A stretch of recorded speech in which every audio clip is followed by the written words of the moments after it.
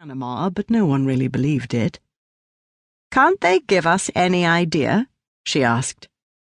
"It's taken off, ma'am," he assured her. "And what goes up must come down, sooner or later." The woman didn't smile. "They say," he added. "What do they say?" "They say there've been terrible things over there. I saw it in that Pathé news. Did you see it, ma'am? Them camps. Terrible it was." She didn't answer. She didn't want to get drawn into conversation, and certainly not with this corporal, and certainly not about what was happening in Germany at the moment. Instead, she listened, and finally heard something on the air, the sound of distant engines. There had been many aircraft moving around while they'd been waiting, aircraft taxiing and taking off, aircraft dropping down over the houses to the left and hitting the runway with a screech of rubber and a dash of spray, the sound of aero engines so loud in her ears that she could barely think. But there was something about this new sound, as though it came from far away. "Is that it?" "Might be, ma'am. You never know your luck." The sound drew nearer, somewhere over to the east, and then the airplane could be seen, descending out of the cloud, a twin-engined machine with a sharp and almost eager look to it, as though it were straining forward over its swept wings. "Yup," the corporal said. "That's the Dakota. About time, too." They watched the aircraft fly downwind and turn onto the approach. It dropped onto the tarmac, bounced once or twice, then settled down, running to the end of the runway, turning and taxiing towards them, chin up, with the tails snaking slightly, to give the pilot a better view of the ground in front.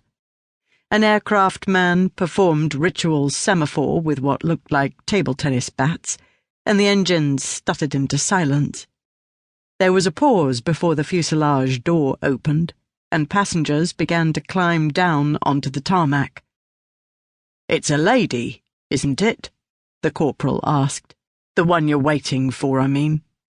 "A woman. Yes." The passengers were walking towards them, a mixture of Army and Air Force, all officers, one with gold braid on his cap. She remembered to salute, and was surprised to get a salute in return. And then they had gone past, and there was just the aircraft, with the door open and no one in sight. "Maybe she missed the flight," the corporal suggested. "She's there," said Atkins. She had sat motionless in her seat, while the uniforms left, hoping they wouldn't notice her. They'd watched her during the flight, whispering about her so quietly that she couldn't make out what they were saying, nodding if they caught her eye, even giving brief smiles. But once the aircraft had landed, they made their way down the slope towards the open door and out into the daylight without casting a glance in her direction. Only the dispatcher, a middle-aged flight sergeant who had tended her with quiet care throughout the flight, came up from the tail and stooped over her like a doctor, and asked if she was feeling all right, because it was time to go, ma'am. Was there someone waiting for her? She hoped so. They had assured her there would be. Did she need help unbuckling her seatbelt? She didn't. She could manage that. Like undoing the buckle on a parachute harness, wasn't it? She remembered that well enough, although it was a long time ago, over a year ago, and in another world.